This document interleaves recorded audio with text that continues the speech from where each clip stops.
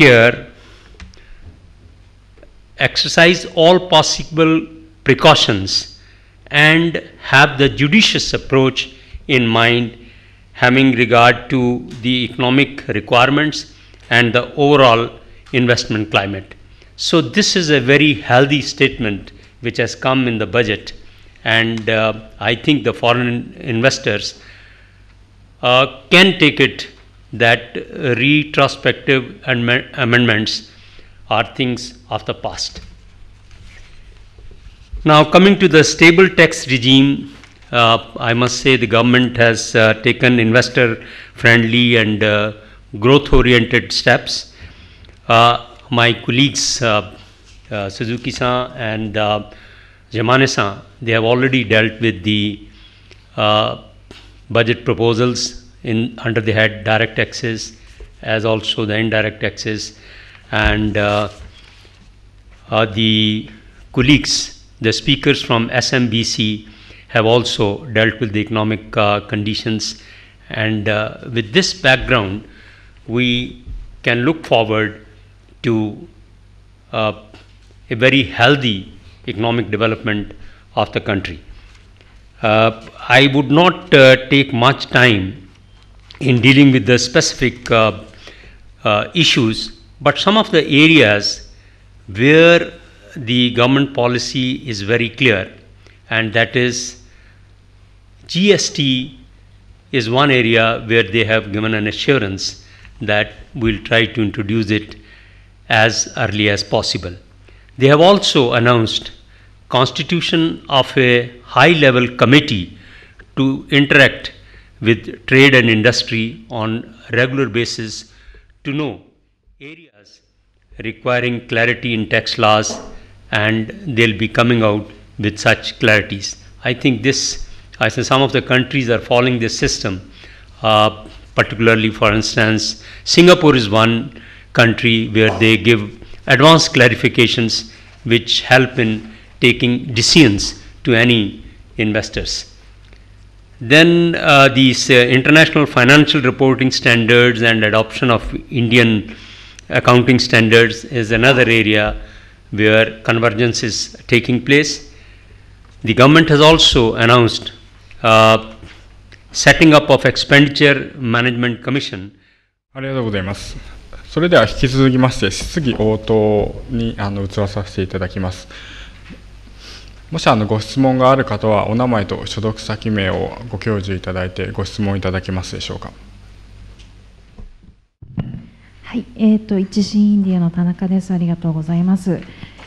本日アメダバードから来た関係でちょっと関連するところも含めながら4点ほど簡単に確認と、質問ができたらと思います。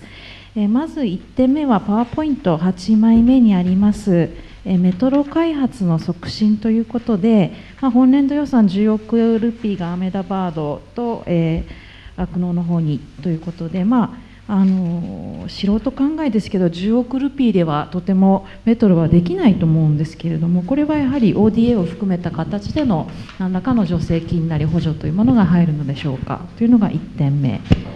2点目はそのすぐ下なんですけれども、ちょっと不勉強でして、その PPP フレームワークの今までの弱点というのは何だったのかということが、お伺いしたい2点目になります。で、3点目の方スライド変わりまして11枚目のスライド、本当に簡単な確認です。 e ビザの導入ですけれども、これは、基本的にしてあるいは期待して、サマータイムを導入するというような、考え方というのは今までありましたでしょうか。パキスタンの方ですでに導入されておりますので、この点について、インドの場合年中夏だろうって感じですけれども、この4点についてお願いいたします。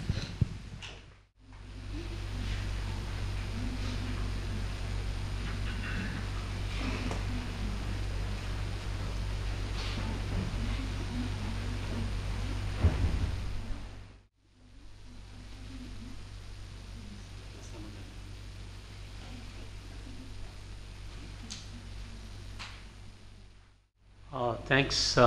I think the question that you have put has to be divided into 4 parts. The first part which pertains to allocation of 1 billion for Ahmedabad metro project, whether it is sufficient. I agree with you that it is not sufficient, but kindly see they have only provided out of the present kitty, and this is not the total amount which they are going to contribute for the project. And it's very clear, not only for this project, you will notice that there are at least 50 announcements in the budget where they have said 50 crore, 100 crore, 100 crore, 100 crore, so that you cannot say as sufficient, but that is sufficient for making a beginning. And then they are expecting that it is not going, the entire cost is not going to be met out of the budget, but there will be finances available either from private sector or from foreign direct investment or from other agencies, depending upon how the project takes place. But so far as the beginning is concerned, I think 1 billion which they have allocated for purposes of the project cannot be said to be on the lower side. Certainly it is not the total cost. This is actually at feasibility study stage. So this may be just the consultant's cost. They will of course allocate more funds in the next year's budget. So from most of this is more like an intent than actual action. Then second part, what is the problem with the existing PPP? Well, somehow or the other, these have not been very popular or successful. But the government, the present government, the new government I should say, they have come forward with a solution, and they want to encourage this private-public participation so that the projects in hand are successful. So there is a change between implementation.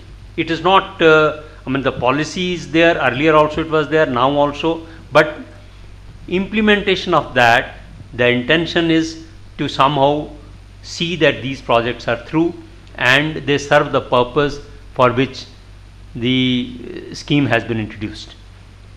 So far as the e-visa on arrival is concerned, yes, they are going to relax it, and this will be of great help to foreign visitors. Coming to the summertime introduction, I think the present government believes in doing work, and already they have introduced, in the Prime Minister's office, they have introduced long hours beginning from 9 AM in the morning and 6:30 in the evening. And maybe they are thinking of doing 6 days working for all government offices of the federal government. So probably Mr. Modi himself is quite hardworking and known to be a workaholic. So already bureaucrats, they are even getting data from golf courses of bureaucrats playing golf on weekdays. No, that's the intention is that the pending work must be disposed of, and I think they are going to issue some guidelines. Already the other day I was reading in paper that they have laid some time limits for disposal of certain applications or proposals which are coming on automatic route, saying that within 15 days you will give a reply, within 10 days you will do this. I was reading just in the paper, I think they had listed about 15 or 17 items, but it's a healthy trend, and if they lay down the time limit for any for all sorts of clearances which are required, it would do a real good to the investors, whether they are the Indian investors or they are the foreign investors. Today, the time being taken in giving clearances, that is too long, and I think nobody would like to wait for government approvals and clearances for an indefinite period, especially when there is no reply coming from the authorities. That I think the Modi government is going to take care of. Any other question, please?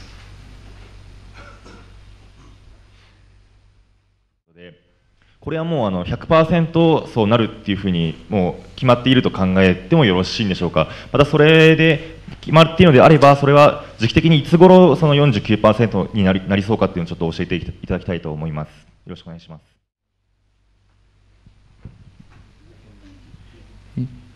I think DIPB is going to issue a press note very soon. Once this is, budget before it is presented in Parliament, yeah, it has to be, of course, cleared by the cabinet. FDI change in percentage can be done, it's an executive decision. But I think since they put it in budget, the budget will be passed and a notification will be issued by DIPB. So it is just a matter of time, another few days.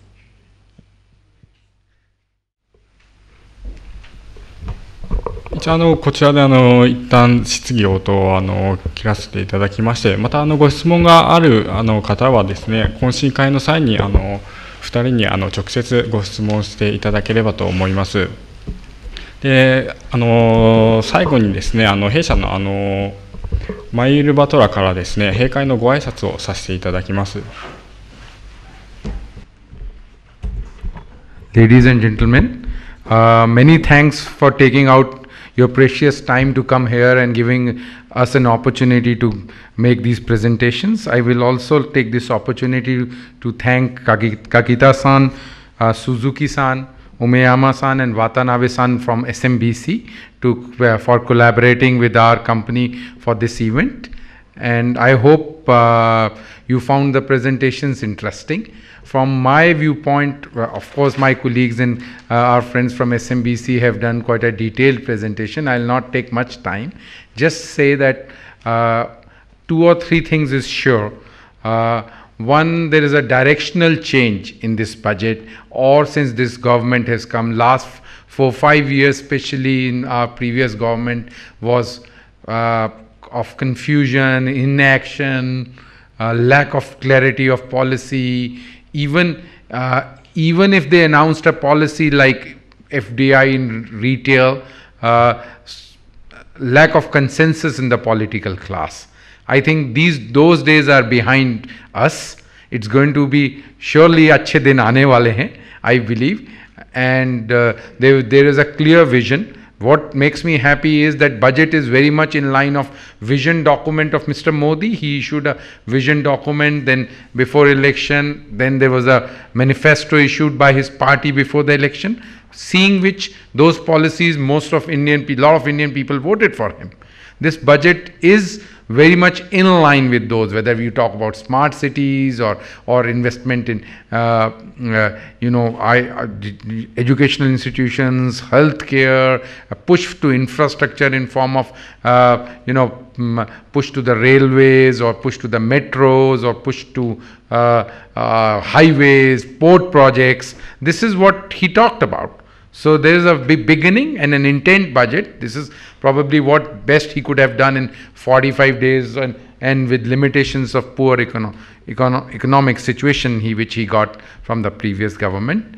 And what is more important here for us in this room is that I am sure that for Indo-Japan relationship, surely अच्छे दिन आने वाले हैं. Good days are knocking, because as a consulting company we have a lot of Indian customers which are large customers, from public sector owned Indian companies to private companies. I see in last few months everybody talking about how to do business with Japan, whether it's inviting investment, technology or trade. So there's good opportunity, and this is to do with of course Mr. Modi's push towards Japan. He's probably given some instruction to most of his bureaucrats, at least in the public sector companies owned managing directors or presidents, that they have to find some Japan linkage to grow their businesses. So it is good for surely Indo-Japan business, and